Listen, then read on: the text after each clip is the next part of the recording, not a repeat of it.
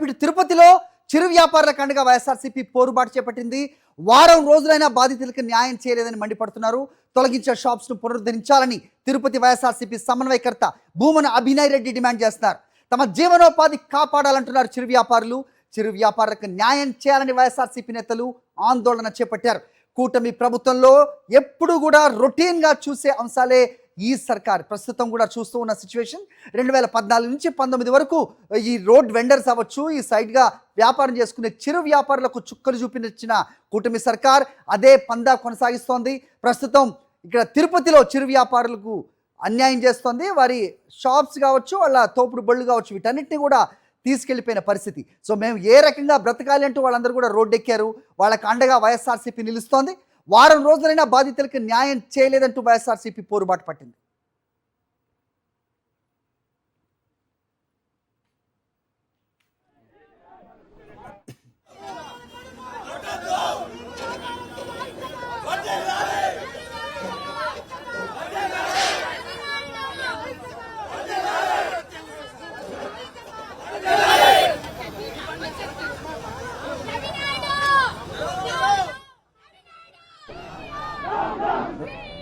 Right, తిరుపతిలో వైఎస్ఆర్సీపీ ఆందోళనకు సంబంధించి పూర్తి డీటెయిల్స్ మా ప్రతినిధి మూర్తిని అడిగి తెలుసుకుందాం. మూర్తి, ఏం జరుగుతుంది అక్కడ?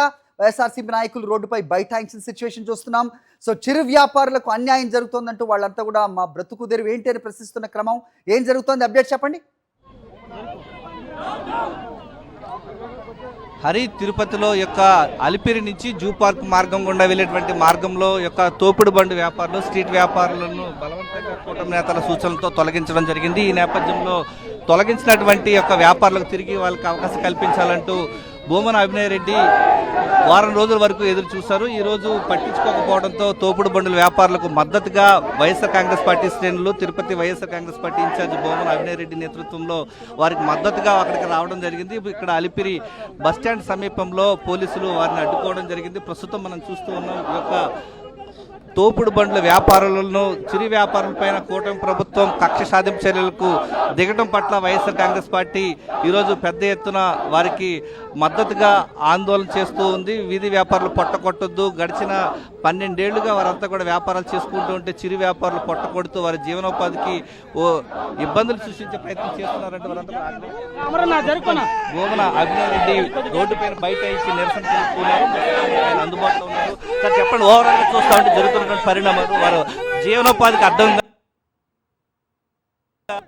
అత్యంత పాశవికమైనటువంటి చర్యకు ప్రభుత్వం పాల్పడింది.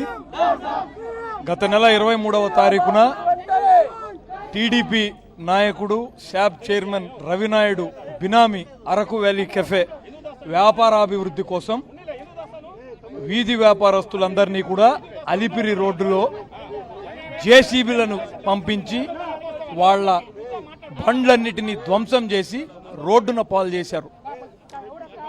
దీనిని అడిగితే బదులిచ్చేటటువంటి నాయకుడే లేడు, పట్టించుకునే అధికారే లేడు. వీధి వ్యాపారస్తులకు 2014 స్ట్రీట్ వెండర్స్ ప్రొటెక్షన్ ప్రకారం వాళ్లకు ప్రత్యామ్నాయం అక్కడి నుంచి వెళ్ళగొట్టేటటువంటి అధికారం వీళ్ళకి లేదు. ఆర్టికల్ 19(1)G ప్రకారం కూడా వీధి వ్యాపారస్తులకు రాజ్యాంగం రక్షణ కల్పిస్తుంది. అయినప్పటికీ కూడా పాశవికంగా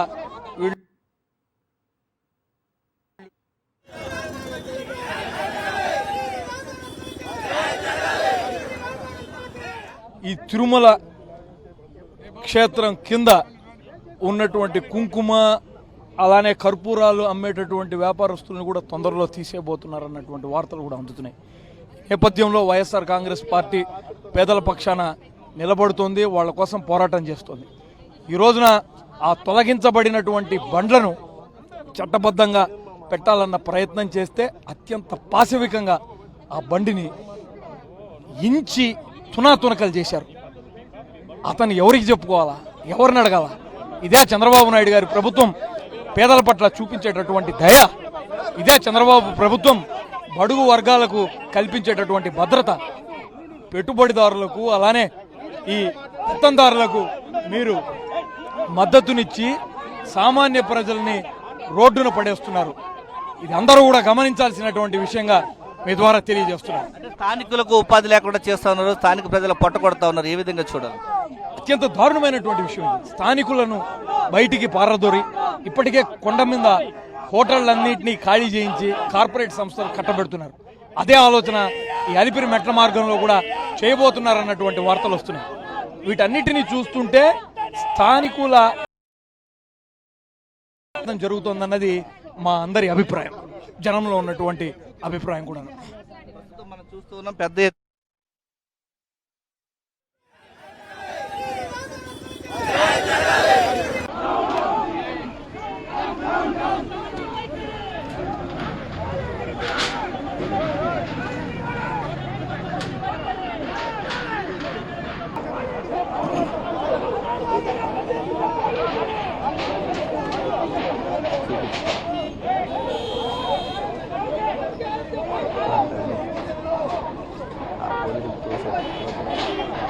అదే